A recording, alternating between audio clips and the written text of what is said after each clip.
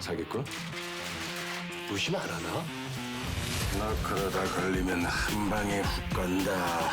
걸린 되지. 뭐? 아는 얼굴이야? 그 사기꾼만 골라서 사기치는 그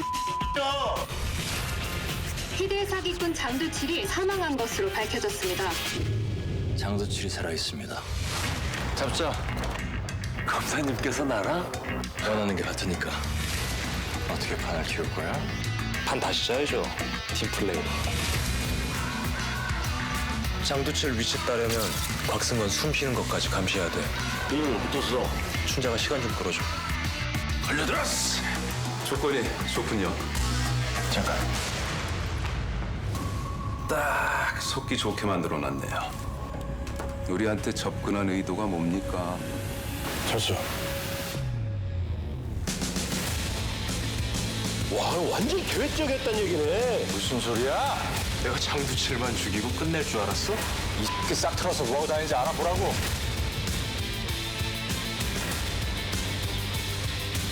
제대로 한판 벌여보죠. 걸? 야, 영상 보니까 지난번 침묵만큼이나 우리 영화 속 이런 법을 위해서 만들어진 영화처럼 아주 안성맞춤인 것 같은데요.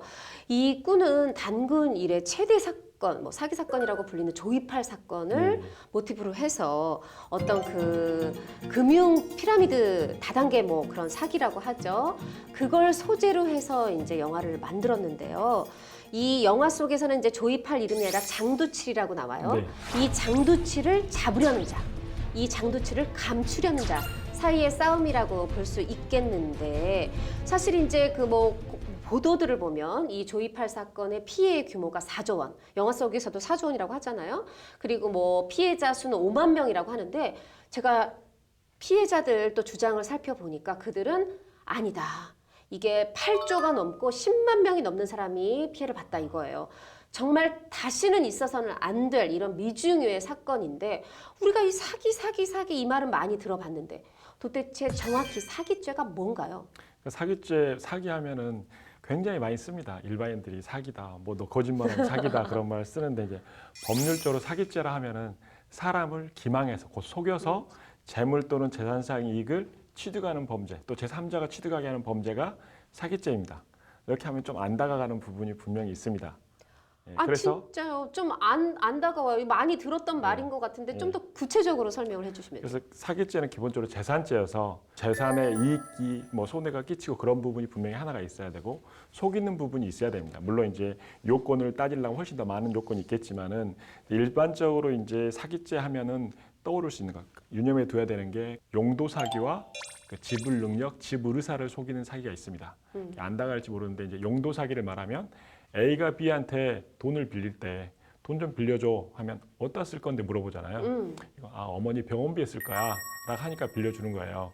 근데 이게 유흥비에 쓸 거야 라고 하면 안 빌려줄 거잖아요. 네. 그래서 용도를 제대로 말을 하면 안 빌려줄 건데, 용도를 속여가지고 목적을, 사용 목적을 속여가지고 빌리는 게 용도 사기입니다. 그리고 또 한 가지는 지불 능력, 지불 의사를 속이는 게 또 하나의 사기인데, 돈 좀 빌려줘, A가 B한테 돈 좀 빌려줘 말을 하니까 언제 갚을 건데, 그러니까 한 달 후에 갚을게. 네가 무슨 돈이 있어서 한 달 후에 갚냐 그렇게 물어보니까, 한 달 후에면 갯돈이 나온다, 또는 내가 물건을 팔았는데 어떤 물품 대금이 온다. 그래서 한 달 후에는 내가 지불할 능력이 있다라는 걸 속이는 거예요. 실질적으로는 그때 되면 갯돈을 탄다든지 물품 대금을 받을 일이 없는데도 이렇게 자기의 지불 능력이나 지불 의사를 속이는 사기가 대표적인 사기 형태입니다. 아, 이제 좀 감이 오네요. 그럼 이제 영화 속으로 들어가서 영화에서 보면 장두칠이 대국민 사기로 4조 원을 사기쳐요. 그리고 이 장두칠의 어떤 얽혀가지고 아버지를 잃었다고 생각하는 현빈은 이 장두칠 쪽을 향해서 3천억 사기를 칩니다. 4조 대 3천억. 이 형량이 다른가? 하나 궁금하고요. 하나는 똑같은 돈의 규모라 하더라도, 이 만약에 3천억이다. 근데 이건 한 3명한테 사기를 쳤어. 근데 하나는 똑같이 3천억인데 막 300명, 3,000명 많은 사람한테 사기를 쳤어요. 이럴 경우 뭐 어떻게 형량이 다른가요? 당연히 다릅니다. 왜 그러냐면은 형량을 정할 때는 그 피해 액수, 그리고 피해자 수, 또 그리고 뭐냐면 범행 후의 태도, 반성한다든지 자백한다든지 뭐 여러 가지 피해 회복을 했는가, 또 피해자들이 이제 처벌 불허하는 처벌하지 말아달라는 그런 의사표시가 얼마나 있는가 여러 가지를 고려해서 형을 정하는데 피해자 수가 당연히 많으면 형량이 올라가는 하나의 요소가 되는 거고 또 피해 액수가 많으면 당연히 형량이 올라갑니다. 예를 들어서 특정 경제범죄, 가중처벌 등에 관한 법률 같은 경우는 5억 이상이면 5억에서 50억 사이면 처벌한 3년 이상의 징역이고 또 50억 이상이면 무기 또는 5년 이상의 징역일 겁니다. 그래서 그 피해 액수에 따라서 형량이 달라지는 부분은 분명히 있습니다. 통상적으로 형법이 적용되는 경우는 피해 액수만으로 형량을 정하기는 어렵겠지만은 보통 한 1억 정도의 피해가 보면은 징역 한 1년 정도가 나옵니다. 예. 아, 그러면은 뭐 물론 3천억, 5조 워낙 큰 돈이라서 다 50억 이상이라 비슷하겠지만 똑같은 돈이라고 해도 한 3명한테 친 사람보다는 그걸 갖다가 더 금액은 한 사람 한 사람 적지만 더 많은 사람한테 피해를 끼친 사람이 더 강한 죄를 받는다. 예, 예. 이렇게 이해하면 되겠죠. 예, 예. 아, 그럼 여기서 하나 또 여쭙겠습니다. 근데 사실 보면 뭐 그 아무리 사기 친 사람이 벌 받는다 그래도 나 사기 당했으면 내가 억울하잖아요. 일단 사기 당하지 않는 게 중요한데 사기 당하지 않는 방법 뭘까요? 사기 당하지 않는 방법. 아까 말씀드렸듯이 사기죄는 재산죄이고 속여야 됩니다. 그렇기 때문에 속지 않아야 되는데 보통 일반적으로 사람들이 생각을 할 때 자기한테 특별한 이익이 온다 또는 은행 이자가 뭐 5%인데 자기한테는 수익률이 20%다, 30%다 그런 행운이 온다라고 하면은 한번 의심해봐야 됩니다. 근데 특별하게 자기한테 오는 행운 또는 급하게 돈이 필요하다고 하는 경우는 급하게 결정도 생각도 안 해보고 바로 이제 결정해 주는데 이런 경우에 사기를 굉장히 많이 당하죠. 예. 영화에 보면요 명대사가 나옵니다. 2번 나와요 이 대사가. 혹시라도 3번이시면 시청자 여러분 댓글 달아주세요. 불신을 해소하면 확신이 된다. 야, 생긴 거 봐라 이거. 눈 쪽 찢어진 게 딱 사기꾼이라고 써있구만. 아, 이런 놈한테 전 재산을 바쳐? 의심 안 하나? 의심 겁나게 하지. 그러니까 걸려드는 거야. 의심은 해소시켜주면 확신이 되거든. 의심은 해소시켜주면 확신이 되거든. 사람들이 왜 이렇게 사기 당하지 않으려고 막 의심하잖아요. 근데 그 의심을 오히려 해소시켜주면 확신이 돼가지고 내 돈을 막 준다는 거죠. 변호사님이 이렇게 많이 사건을 다루시니까 주변에서 볼 때 이렇게 불신을, 의심을 해소시켜 줄 때 더 사기당한 그런 경우 보셨나요? 많이 있죠. 예를 들어서 1억만 빌려줘. 그럼 일주일 안에 10% 이자를 줄게. 그럼 일주일 만에 1,000만 원을 버는 거니까 할까 말까 망설여져요. 이게 과연 1억을 이 사람이 가지고 도망가지 않을까. 굉장히 고민을 하다가 빌려줍니다. 근데 일주일 후에 1,000만 원, 1억 1,000을 주는 거예요. 그러다가 또 한 번 1억만 빌려줘 했는데 또 1억 1,000을 줘. 이거 점점 믿음 가는데? 한 3번, 4번 반복하다 보면은 믿음이 살짝 가잖아요. 제일 처음에 불안했다가. 그러다가 한 5억을 빌려달라고 합니다. 일주일 정도 쓴다고. 그럼 5억이면은 5천만 원이 들어오는 거잖아요. 10%요. 그래서 또 빌려가요. 또 갚아. 이걸 2-3번 반복하다가 10억 정도 빌려가. 그리고 난 다음에 일주일 지나면 갚아야 되는데 지금 일주일만 더 쓰겠다. 그러니까 10억이 아니라 한 20억 더 빌려달라. 그간의 신뢰를 쌓았잖아요. 20억 더 그렇죠. 빌려준다. 그리고 더 빌려주면 이게 이자가 1억이 아니라 3억이 될 거니까. 네, 점점 늘어나는 거죠. 그래서 밀린 다음에 안 돌려줍니다. 이게 바로 전형적인 사기 수법 중에 하나입니다. 그 사람으로 잠적하겠죠? 잠적하죠. 보통 우리가 잘 언뜻 모를 수 있는데 이런 경우 사기다 하는 어떤 구체적 사례가 있으면 또 한번 좀 설명해 주세요. 그러니까 보통 영화 속에 자주 나오는 것 중에 하나가 돈이 없는데 음식을 시켜 먹는 거 있잖아요. 그것이 사기입니다. 음식점에 들어갈 때 무전 주식이 네, 들어올 때 손님이 들어오면은 저 사람이 돈이 있을 거라고 생각을 하잖아요. 식당 주인 입장에서는. 그래서 뭐 식사를 제공하는데 이 사람이 돈이 없어. 이런 것은 사기입니다.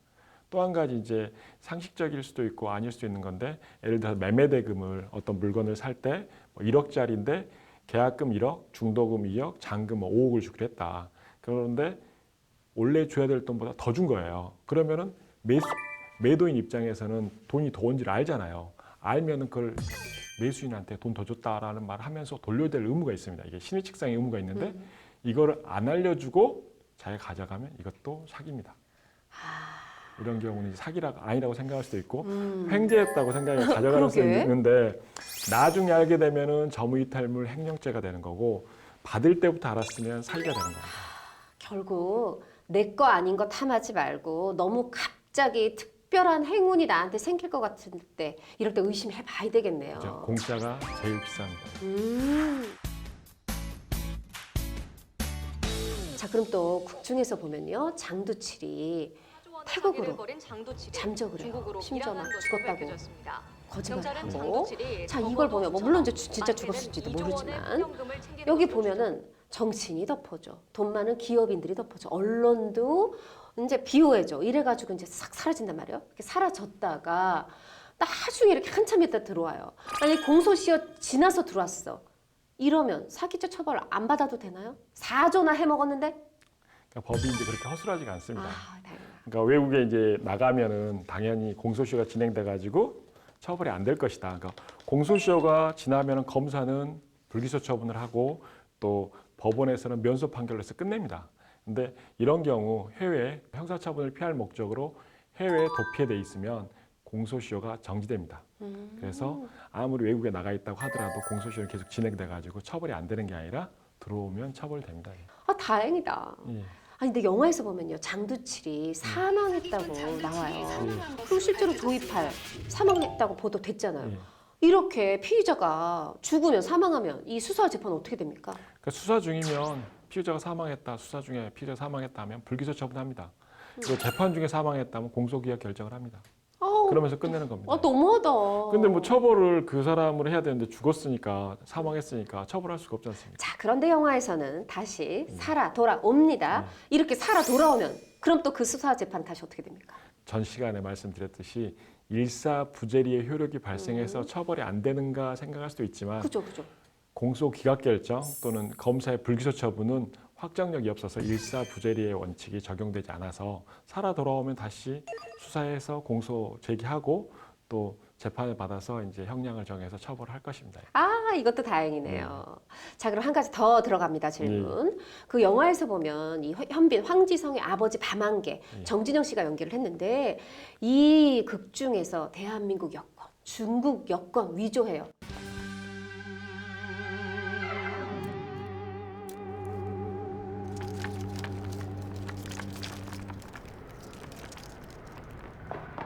아, 저 새끼들 어떻게 알았지? 너 그러다 걸리면 한 방에 훅 간다. 안 걸리면 되지.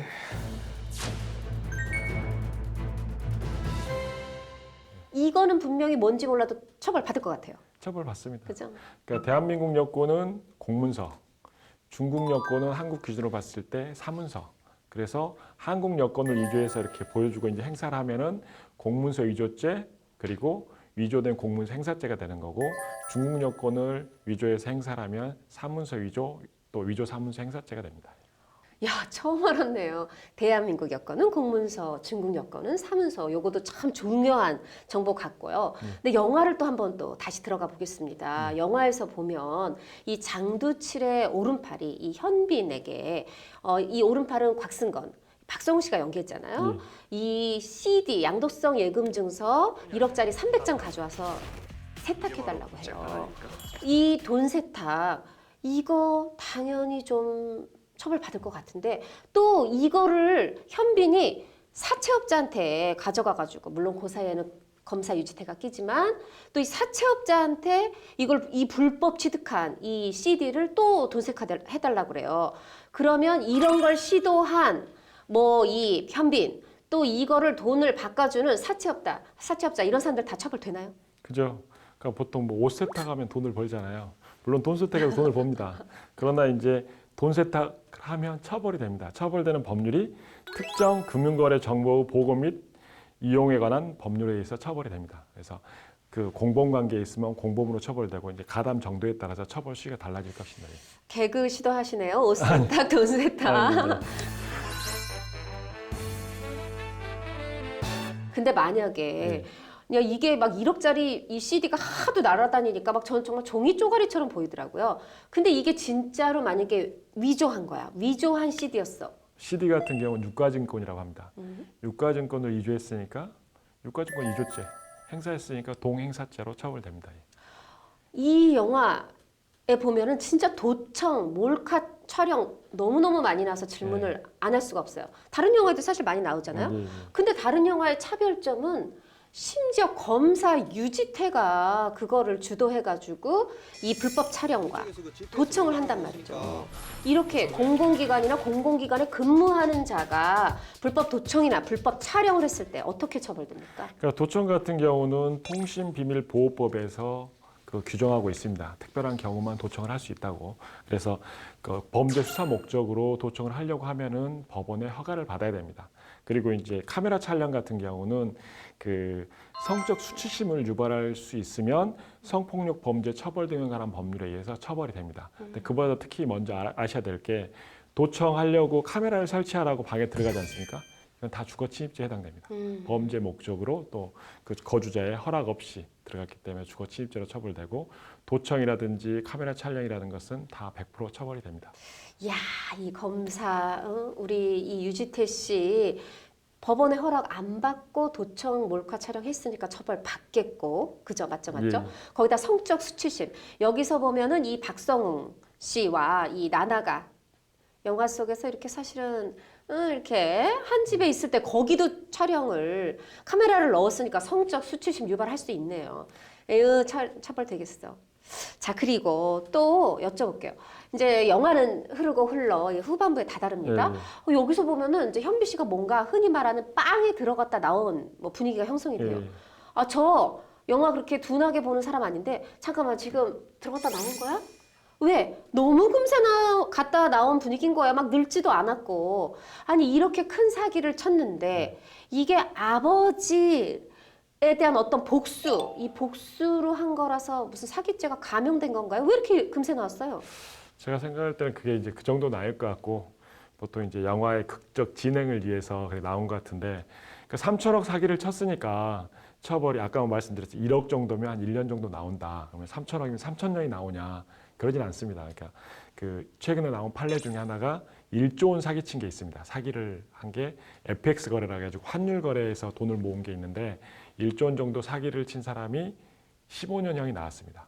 그래서 지금 현빈 같은 경우는 어떻게 해서 빨리 나온지는 잘 모르겠고 보통 아버지 복수하려고 하는 범죄니까 그 점이 감안돼서 형이 줄어든다고 하더라도 약간 미미할 뿐이지 하나의 요소일 뿐이지 뭐 형이 대폭 감형되지는 않을 겁니다. 그 현빈이라서 가능했던 걸로 그냥 넘어가기로 애교 있게 넘어가기로 하고요. 아니 근데 그 영화에서 보면요, 이 장두칠이 국민을 대상으로 일반인을 대상으로 치는 사기도 있지만 이 황지성이 또 사기꾼이 사기꾼을 대상으로 이렇게 사기를 치기도 한단 말이에요. 그러면 이게 일반인을 대상으로 하는 사기랑 뭐 이렇게 좀 다르게 처벌이 되나요? 그것도 하나의 이제 고려 대상이 되겠지만 아까 말씀드렸듯이 형량을 정할 때는 반성하고 있는가, 자백하고 있는가, 범죄 후에 어떤 태도를 보이는가, 피해 액수, 그리고 피해 규모, 또 이제 피해자의 수, 뭐 그런 피해 회복을 했는가 안 했는가 그런 부분을 고려해서 여러 가지를 고려해서 형량을 정하지 1 더하기는 2다라고 해가지고 딱 이거니까 이렇다라고 도식적으로 되는 경우는 거의 없습니다. 그쵸. 아무리 살인범이라고 해도 내가 살인범을 죽이면 그거 살인죄니까. 당연히 그렇습니다. 사기꾼이라 해도 그를 사기쳐도 사기는 사기니까. 일반적으로 이제 형을 정할 때는 보통 이제 양형 기준표가 있습니다. 그 인터넷에 양형위원회에 들어가면은 양형 기준표가 있는데 거기에 따라서 어느 정도 형량을 정하는 그런 부분이 있으니까 인터넷 포털 사이트에서 양형위원회를 치면 거기에 들어가서 양형 기준표를 보면 하나의 참고 자료가 될 수도 있을 것입니다. 근데 이제 지금까지 이제 질문을 받았는데 현실적으로 변호사들이 이런 질문에 대해서 답하기 정말 힘들어요. 그 자기가 직접 해보면은 저희도 죄송해요. 법에 대해서 뭐든지 알 것 같아가지고.